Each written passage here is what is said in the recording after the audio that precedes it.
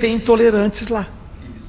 Os governos tornaram intolerantes. Quer dizer, vocês têm uma liberdade aqui, só que dentro desse espectro. Se você sair desse espectro, você em alguns lugares a nossa fé, inclusive, não é tolerada. Não é tolerada. Né? Então você tem... Porque a nossa fé leva as pessoas a ler, interpretar, pensar. E não é interessante para o sistema lá fazer isso. Exatamente. Então, aqui, uma lição que esse mundo hoje novo, da liberdade, do Estado democrático de direito e tal, é interessante porque ele ensinou a gente a deixar de sermos intolerantes. Isso. Porque uma coisa é eu não concordar com o que você crê, ou com o que você faz, ou com o tipo de gente que você é. E a outra coisa é eu ser intolerante com você. Isso. Agredir, xingar, desrespeitar. Ninguém precisa fazer ou pode fazer uma coisa dessa. Exatamente. Então tem limites, né? Então, antes a gente... era muito comum você ver pessoas... não era só criticando, não era só falando ou pregando, mas era anatematizando, era amaldiçoando, era falando, tal. Então, não, nossos irmãos jogaram os outros irmãos na fogueira. Olha o que aconteceu lá na Reforma Protestante, olha as inquisições que aconteceram na França, na Espanha. Gente, aqui, Rio de Janeiro. Na Suíça. Aqui no Rio de Janeiro. O Rio de Janeiro ali foi por causa de uma santa ceia. E eram católicos, só que católicos que acreditavam na transubstanciação, com católicos que não acreditavam na transubstanciação. Foi isso que provocou a retirada dos europeus que estavam aí no Rio de Janeiro. Teríamos uma outra história se não fosse isso. Exatamente. Intolerância com respeito a um elemento, que é o elemento da hóstia.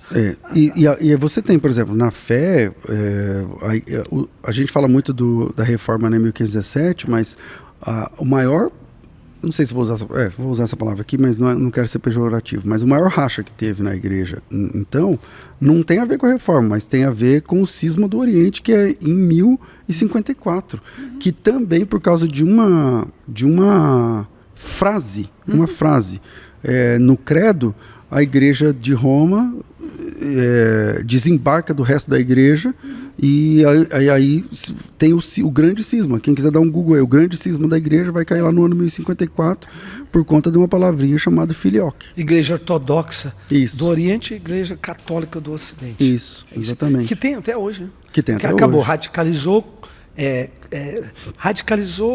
elas se tornaram, você vai assistir uma missa ortodoxa, copta, por exemplo, totalmente diferente de qualquer coisa que pode existir no cristianismo ocidental. Exatamente. O padre vira de costa, ele não corta barba, especialmente... Aí agora você fala assim, eles mudaram? Não. A igreja católica... Nós modernizamos. A igreja no Ocidente acabou se tornando bastante diferente. Então, todas as igrejas de rito oriental têm lá suas peculiaridades. Por exemplo, eles não têm imagens, mas eles têm ícones. Figuras. Tem figuras. Tem figuras, porque naquele contexto, a ideia é o seguinte, ninguém, 95% da população não sabia ler. Sim. Então eles tinham desenhos, onde as pessoas mostravam aqui Jesus na cruz, aqui Jesus na Via Dolorosa, aqui não sei o que lá. Então, didaticamente ensinando, né? Isso, eram desenhos e tal. Então tem todo um rito.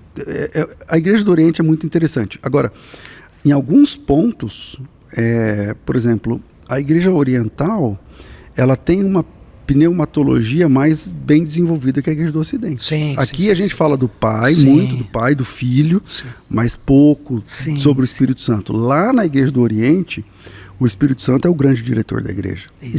Então tem várias... A gente tem algumas coisas para aprender e eles também com a gente. Enfim. Não, é fantástico. E outra coisa, eles têm em decorrência disso, eles têm uma intimidade com o Espírito Santo, é inacreditável. É diferente. Diferente, bastante diferente do nosso. E eles não têm, por exemplo, missas semanais, eles não existem. Isso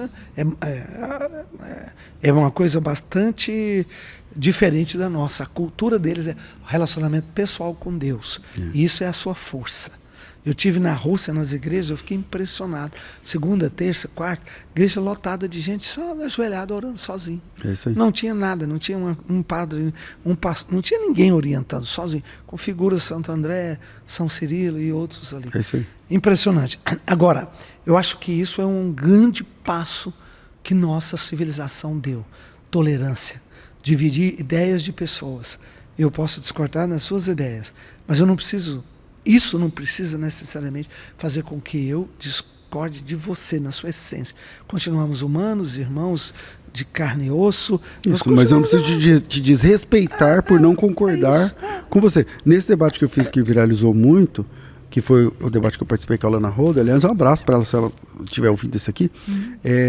Antes do programa, eu percebi que ela estava nervosa, e ela estava com a mulher lá, a esposa dela, eu não lembro o nome dela. Acho que é Rosane, alguma coisa, Rosângela, eu não lembro exatamente. E aí vieram as duas, e aí eu falei para ela, você tá nervosa, né? Ela falou, não, porque eu negócio de debate, eu fico meio assim, porque você sabe que eu já sou cancelada no meio evangélico por conta da minha posição.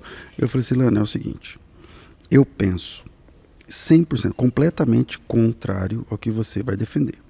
Mas eu vou dizer uma coisa para você. Você não vai ser desrespeitada por mim em momento nenhum.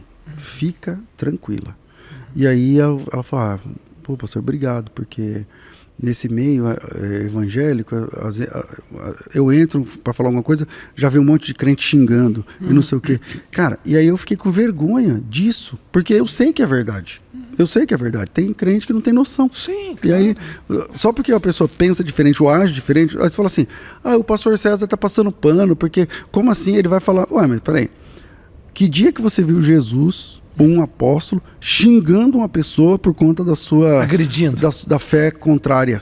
Não, entendeu? Então, nós somos servos de Jesus Cristo, nosso Senhor é o príncipe da paz. Então, como que eu vou levantar sei lá, fazer um movimento contrário a uma pessoa, e aí algumas pessoas falaram assim, você sabe que você vai ser processado, né, não sei o que e tal. E eu falei, bom, eu vou defender a fé cristã, vou defender o que eu creio na Bíblia e tal.